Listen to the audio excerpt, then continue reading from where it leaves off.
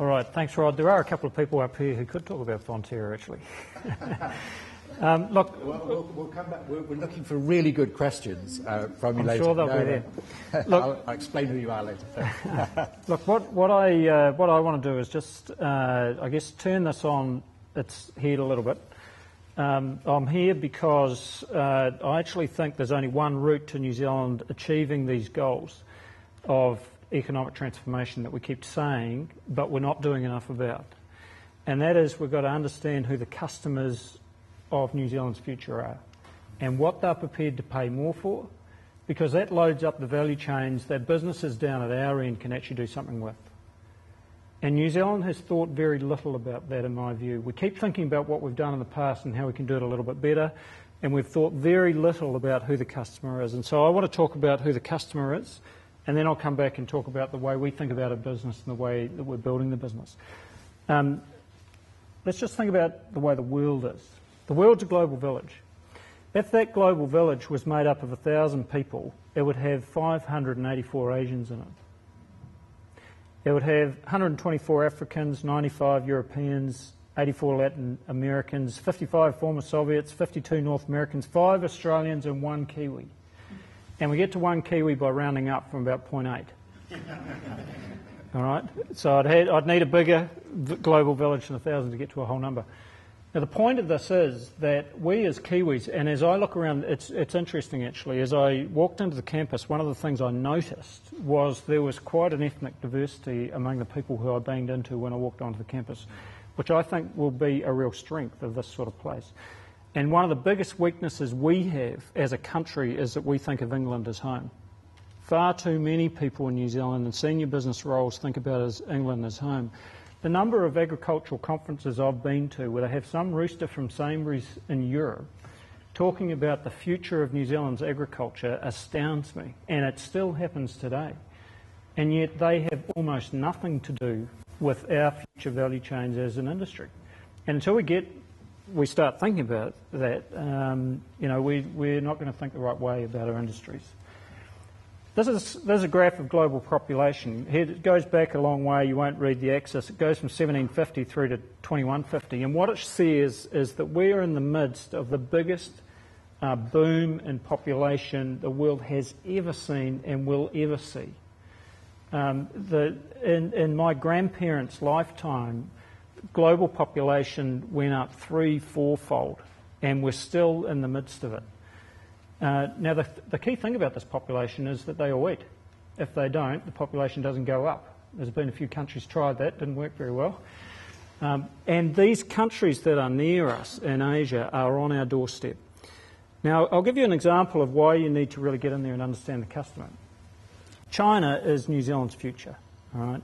They are growing out of sight. Every stat you look at just blows you away, and you go and visit the place, they're changing at lightning speed. Every family, think about the family structure in China. They've gone about 3 or 4 generations with single-child families. So the typical family structure is that they have 2 grandparents in the workforce, and those 2 grandparents have had a child each, and they've got married and they've had a single baby because of this single-child family. So you've got this inverse pyramid working through the whole society. 9 people looking after 1 person in this inverse pyramid, and they'll pour their income into them. So in our industry, the big news, because of this sort of demographic, is infant formula. Because these 9 people are trying to give the very best nutrition they can to that baby. I have a baby at home. His name's William. He's a wee dude. He's just learnt to crawl, and he is drinking up infant formula at a phenomenal rate, and I'm having to pay for that. And I've learned all about infant formula in the last 6 months and how expensive it is. In New Zealand, it costs, some of you probably know this, it costs about $25 a tonne for top-of-the-line infant formula on the supermarket shelf. How much do you think it would cost in a second-tier Chinese city where the average income is probably $6,000 or $7,000 US? Any guesses? Any twitters? About 80 New Zealand dollars a tonne. Oh, a tin. I was hearing that as a kilo. No, it's a tin. A 1 kilo tin container. 80 New Zealand dollars. Last year, New Zealand exported about 200,000 tonnes of milk powder to China at about 4,000 Kiwi FOB. fair bit of that ended up in these formulas.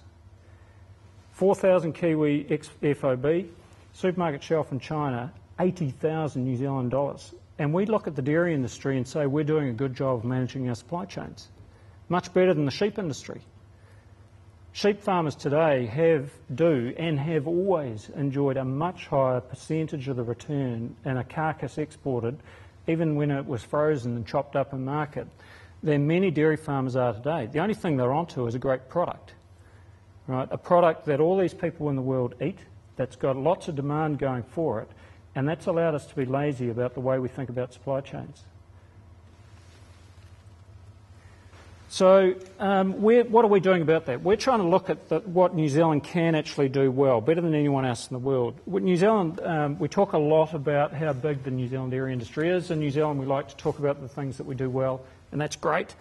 We're 30% of the world trade in dairy out of New Zealand. We control, I shouldn't say we anymore, it's Fonterra controls 40% of global trade in dairy, and that's great. But the stat that lies under that that's important in a globalised world is that we only produce about 3% of the world's milk. We do a lot of the cross-border trade stuff, but we only produce about 3% of New Zealand of the world's milk on New Zealand farms. We have a first world country structure around that. We have first world food quality. We have first world environmental standards. We have a great product, and yet we trade it as a commodity, and we've got to find ways of breaking out about that.